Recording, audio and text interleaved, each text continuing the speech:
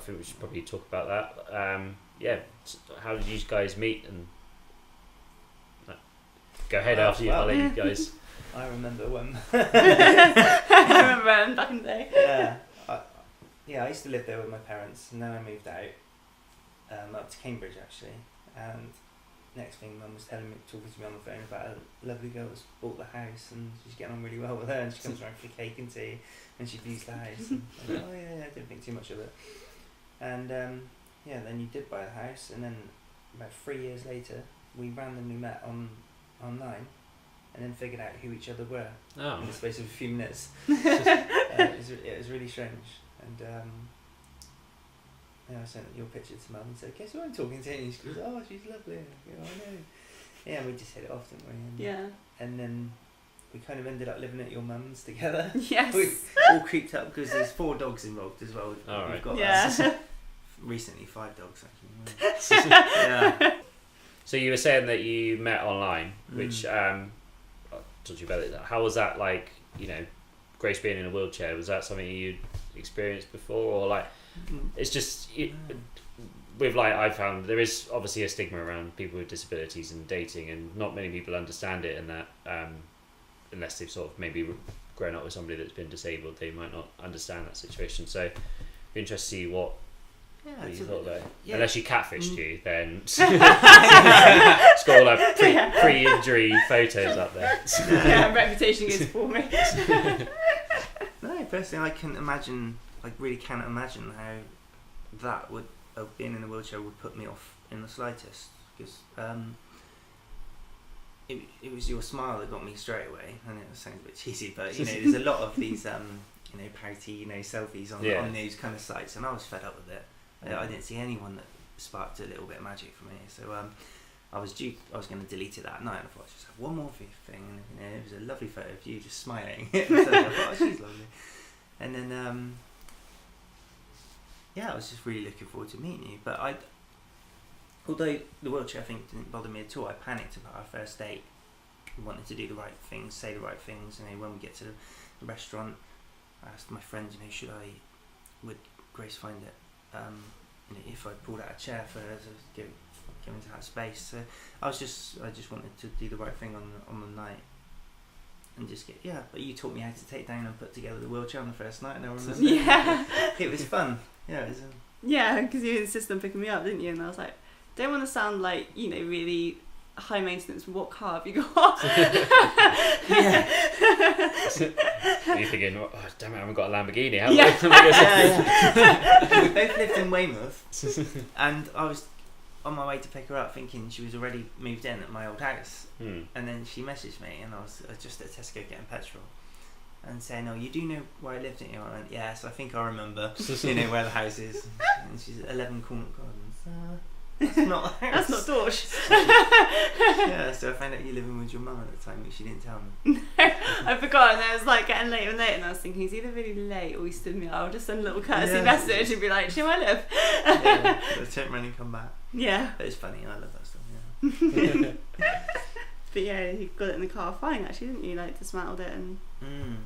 Because I was worried about transferring into in the car because it's Astra in it, and I'd never transferred into an Astra before. I was thinking if it's going to be too low, am I going to get stuck coming back out and making an absolute fool of myself? Yeah. Which I do anyway, so it was fine. But part of your charm. Yeah.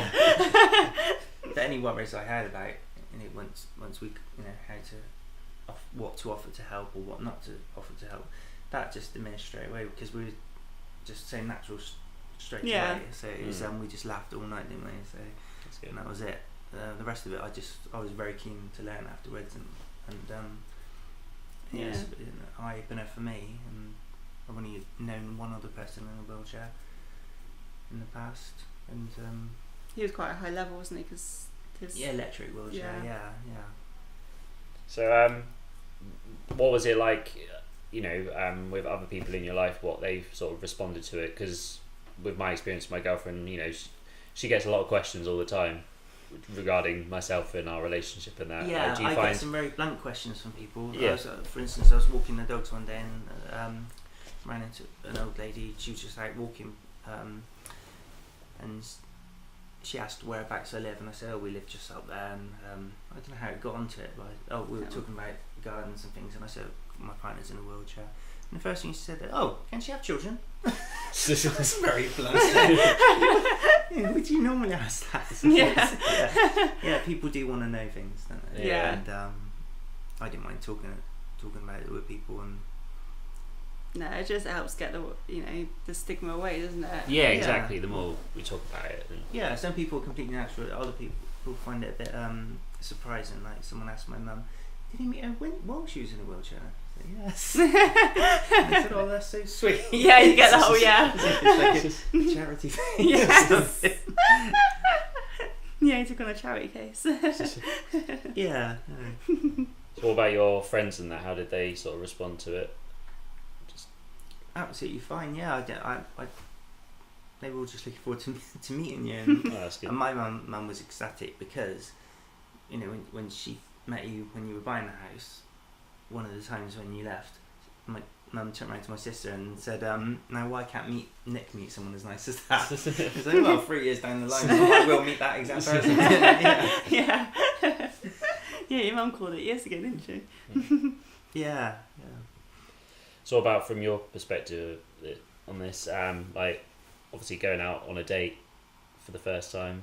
Yeah, that was pretty scary. You said you were worried about the chair, and I wish you would have told me because I would have. Yeah, I know. I think it's just instinct. I was just naturally worried because I obviously spasm quite a lot, and I just thought if I just sit there shaking, is he going to think I'm having a fit or something? Or I can only eat with one hand, so I was like thinking, what's the restaurant got on the menu? So I was like googling that beforehand. So I was like, I could eat without like being too obvious that I don't, use my left hand, which I should do, but I don't. It was quite nerve-wracking, but I think because I did just make sure that when I put the photos up, I did make it very clear that I was in a wheelchair. I think most of them, apart from one selfie, you can see chairs. Yeah.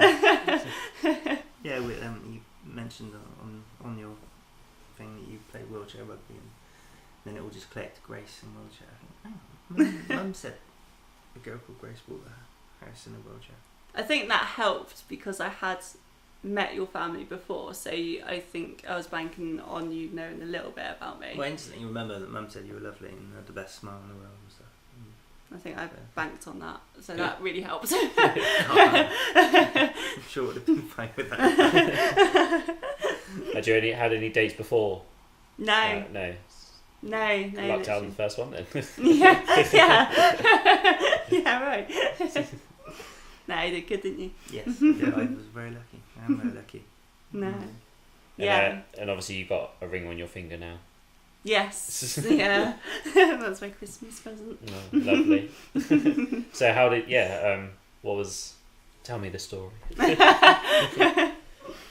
Well, actually, it's kind of funny as well. It was Christmas morning, and you like to get up really early and do presents, don't you? And I've never been getting up early, and I'm just like, why are we getting up early? I'm excited for Christmas, but I remember from wheelchair rugby, Grace is it's 10 minutes late. Yeah. 10 minutes, that's quite good. Yeah. Your mum never used to do presents till the afternoon or evening, wasn't it? No, I think it's because we are just like a family that just don't do anything in early hours. If it's before 12, you're lucky, to be fair. And so we got up at 7, and I was like, oh, okay, it's our first Christmas together. I'm pretty excited.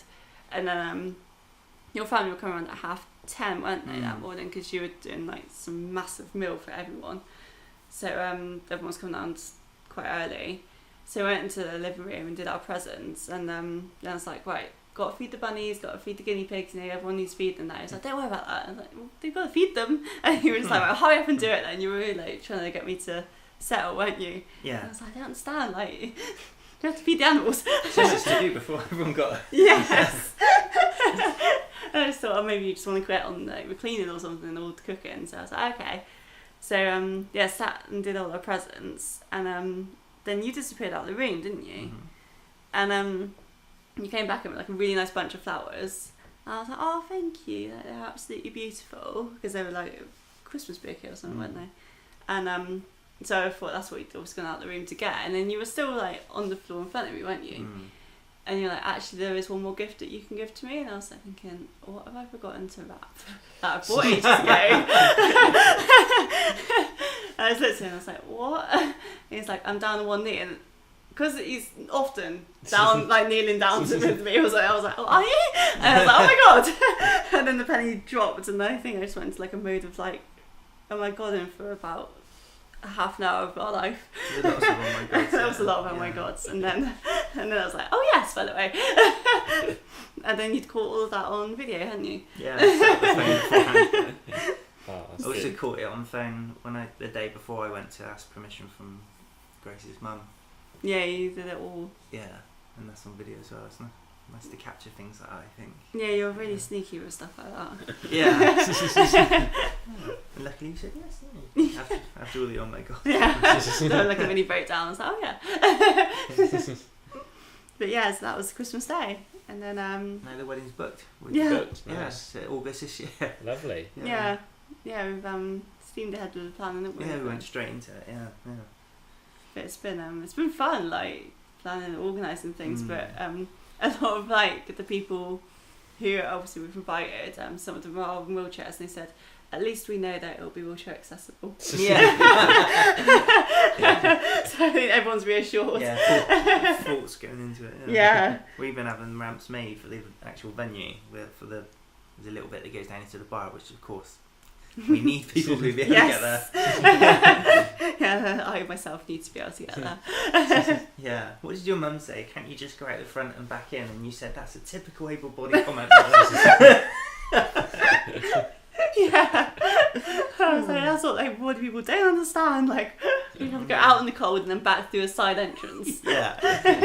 So I know it's the wedding day. We are having ramps. Yes, is that absolutely, yeah. If there's going to be any day that I'm going to stay indoors and go on ramps, today's going to be the day. Exactly, yeah. Not going out across gravel or anything. It's all sorted and planned out. Because it was finding an accessible venue, wasn't it? Which was difficult. Because I'd been reading it up to find like how people deal like with being a disabled bride in a wheelchair.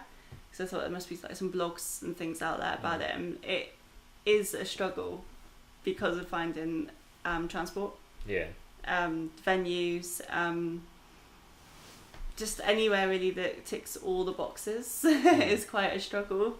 It did make us laugh because we went to a wedding fair at the Italian Villa, and we didn't realise that that's actually got a separate disabled entrance, so we were going around. Have you ever been there? No. It's literally so many steps, isn't it? Out And the we back. didn't realise that the wedding fair was on 3 levels. Yes. And we thought, oh, is this it? And then we went home. So it's just like a couple of like stalls and that, and then we just went like to the back of the building, which goes down to their gardens, which is really pretty.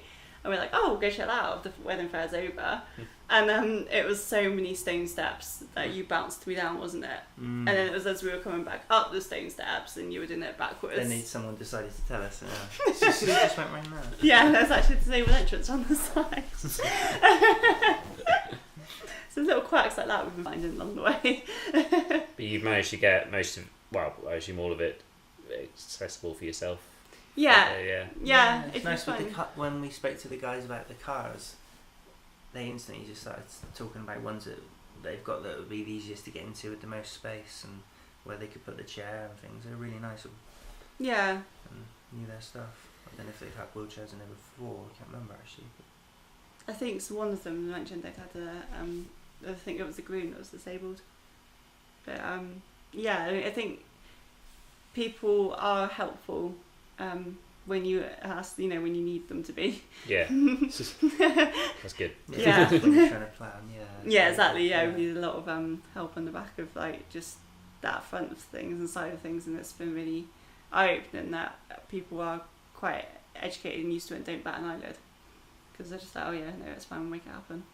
And it's not like a make it happen in a wholly like health and safety, conscious way. It's like, this is real life, this is what happens, and actually health and safety kind of has to take a back seat sometimes. Yeah. Yeah.